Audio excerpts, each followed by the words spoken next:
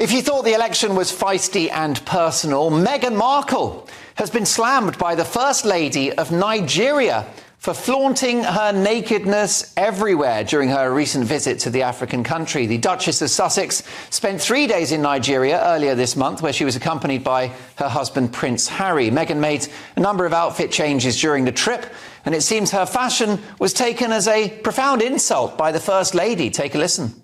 Don't accept nakedness in our culture. That is not beautiful. It's not beautiful at all. Why did Meghan come here looking for Africa?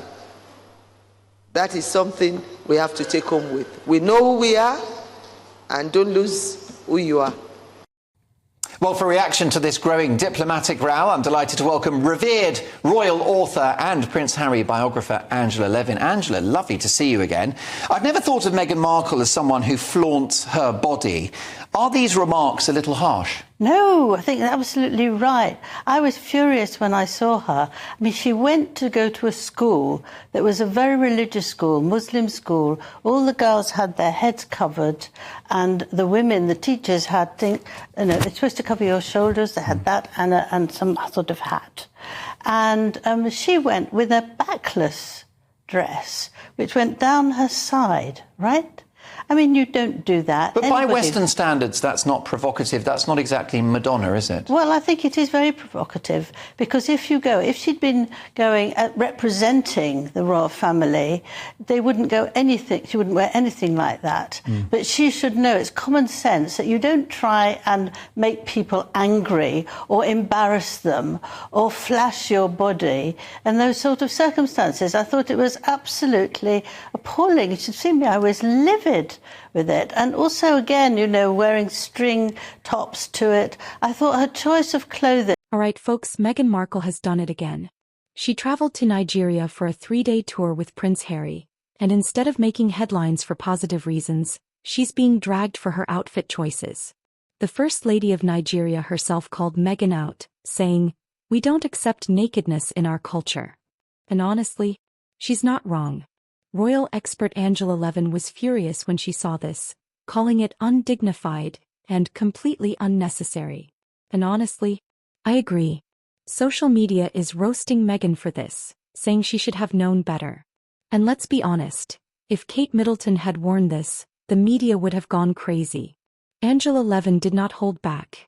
She said she was livid when she saw Meghan's outfit, especially because this wasn't just any event. Meghan was at a Muslim school, where all the teachers and students were dressed modestly. Royal experts agree.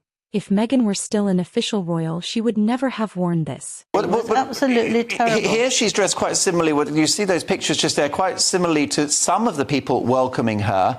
Yes. So it's, there you go, just take a look at that. I mean, she's wearing the same outfit, more or less, as that young lady who appears to be... Yes, but that young lady isn't going as a sort of royal.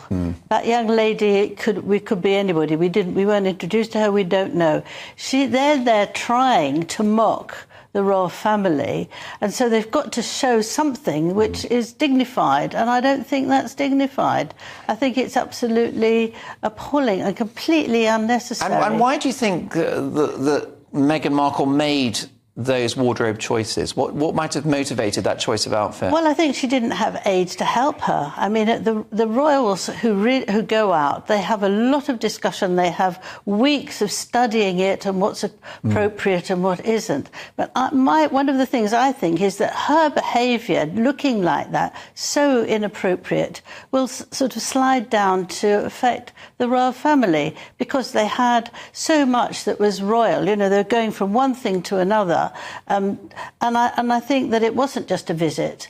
It was Harry and Meghan trying to take over from the advantage that King Charles and Prince William, can't go away. And so therefore they can, and they can take it away from the royal family, show they're modern, they're fun and everything else. And also she arrived an hour late for a meeting which she was supposed to co-run. And the woman there was also a very intellectual woman, and she was furious with her. She didn't like the way she came with just band here and there, and she didn't like the fact that she actually didn't talk about what was going on in the country. She wasn't caring about that. She was talking about herself and her children and what it's like being a mom. And she said they weren't interested in that. They came, perhaps if you have ideas, you can discuss commercialisation here and all those things. And she's just very unpopular. The royal family spends weeks studying cultural expectations before international trips. But Meghan, she either didn't do her homework, or she just didn't care. And let's not forget, Kate Middleton and Queen Letizia of Spain have both visited conservative countries, and they always dressed appropriately. Meghan, she somehow made it about her. Now here's the thing, this isn't just about fashion. This is about understanding and respecting different cultures. And Meghan should know that. People are even asking, was this an accident or was Meghan trying to prove a point? Because let's be honest, Meghan is all about pushing boundaries. Angela Levin thinks this was deliberate. She believes Meghan is trying to separate herself from the royal family, to show that she's modern and independent. But at what cost? Because let's be real, Meghan loves attention. And what better way to make headlines than by stirring up controversy on an international trip? So the bigger question is Meghan deliberately trying to distance herself from royal tradition? Because this isn't the first time she's ignored protocol. Remember, she refused to curtsy to the Queen, she didn't wear proper royal-approved attire to official events, and now? She's doing her own thing on international trips. Some people even think this trip was Meghan's way of stepping into a global leadership role, while the real royal family stays in the UK. But did it work? Or was it just another PR fail? Because let's be honest, instead of good press, Meghan just made herself look clueless again. I mean, to be fair to the couple, they did receive a hero's welcome. It did feel a bit like a royal visit because of the pageantry and the red carpet rolled out, lots of fans, lots of bouquets of flowers.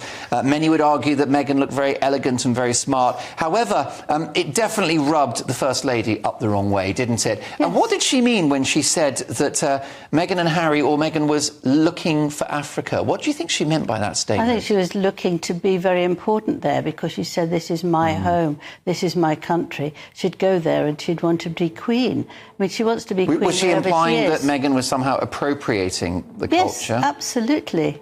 Absolutely. Does she have a right to do that, considering she has lineage there? The Prime Minister, the President, refused to see them.